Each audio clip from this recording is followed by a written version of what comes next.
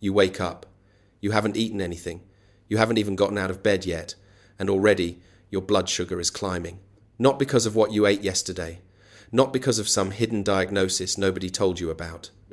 Because of the very first thing you do most mornings, something so ordinary, so automatic, that you've probably never once questioned it. Something millions of people do every single day, convinced it's harmless or even healthy. If you've been trying to eat better, exercise more, do everything right, and your blood sugar numbers still won't budge, there's a real chance this one habit is quietly working against everything else you're doing. Today, I'm going to show you exactly what it is, exactly why it happens, and exactly how to fix it without giving up the thing you love most about your mornings. Welcome to Neural Hours. Every week, we break down what's actually happening inside your body, backed by real research, without the fluff or the sales pitch you'll find everywhere else. If that's useful to you, subscribing means you won't miss the next one. The habit nobody suspects. Here it is. Drinking coffee first thing in the morning, before you've eaten anything at all. I know exactly what you're thinking. Coffee has been studied for decades, and plenty of that research actually links regular coffee drinking to lower long-term diabetes risk. So how could the very same habit be working against your blood sugar? The answer isn't the coffee itself, it's the timing. And once you understand what's happening in your body during that specific window right after waking up, the whole picture changes. Before your alarm goes off, your body is already preparing you for the day.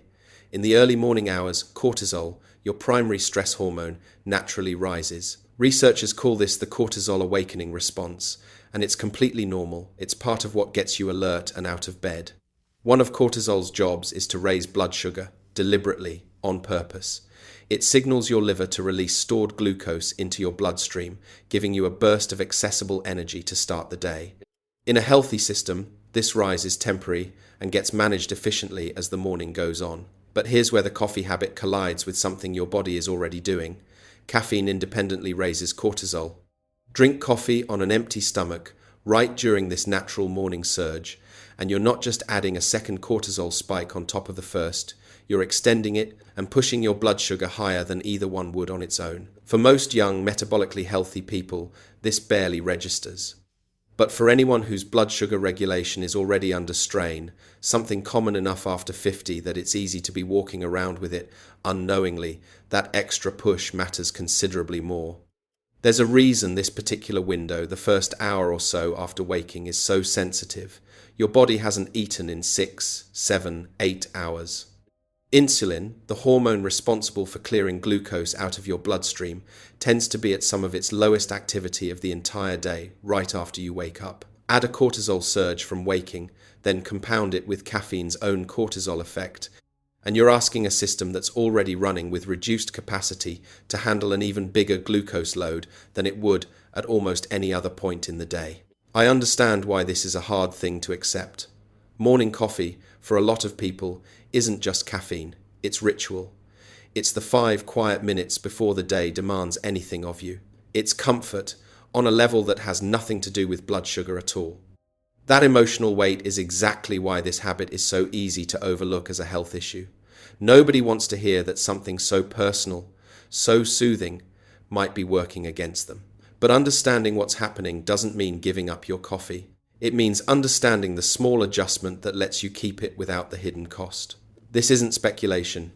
Researchers at the University of Bath specifically studied what happens when people drink coffee before breakfast versus after.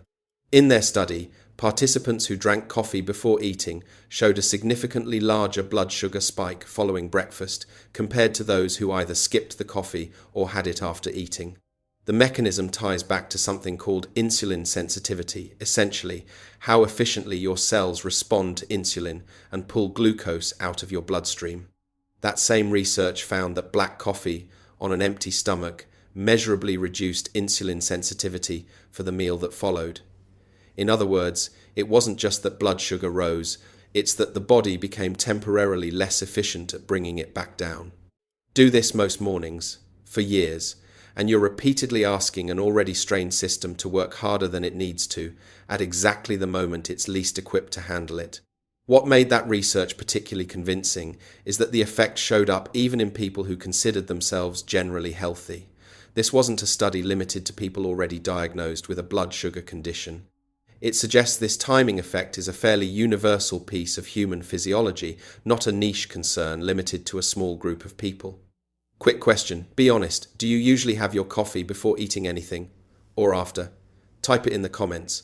I genuinely want to know how many of you this habit actually applies to. This isn't an equal risk for everyone, and it's worth being clear about that, instead of causing alarm where it isn't warranted.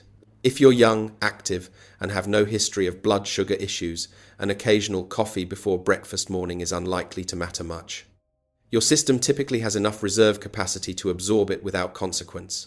But if you're over 50, if you have prediabetes, type 2 diabetes, or a family history of it, or if you've noticed your energy crashing hard mid-morning, that pattern deserves real attention. This is exactly the population where insulin sensitivity is already under the most pressure, and where a daily habit compounding that pressure, morning after morning, year after year, is most likely to show up eventually as a number on a lab report that surprises you. Here's the good news, and it's genuinely simple. You don't need to quit coffee, you just need to change the order. Eat something first, even something small, protein if possible, before your first cup. A couple of eggs, a spoon of yogurt, even a handful of nuts is enough to blunt the effect meaningfully. Eating first gives your body something to work with that stabilizes blood sugar before caffeine adds its own push on top of your natural cortisol rise. If mornings genuinely don't allow time to eat before coffee, even waiting 20 to 30 minutes after waking, letting that initial cortisol surge settle before introducing caffeine on top of it, makes a real difference. Some people also find that swapping their first cup for decaf and saving caffeinated coffee for after breakfast keeps the ritual intact while removing the compounding effect entirely. If you drink your coffee with cream, milk, or a splash of something, that alone provides a small buffer compared to black coffee on a completely empty stomach, since it slows how quickly caffeine is absorbed. It's not a complete fix on its own, but it's a meaningfully better starting point than black coffee with nothing else in your system. None of these changes ask you to give up the habit you love, they just ask you to shift when it happens. What makes this particular habit worth an entire video isn't really about coffee.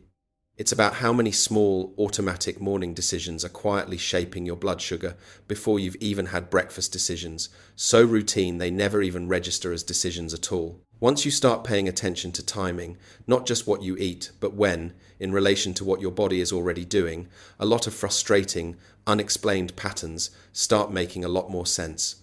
That plateau on your blood sugar readings you couldn't explain, that mid-morning energy crash you assumed was just normal. Sometimes the answer isn't a bigger change. It's a smaller, more precise one.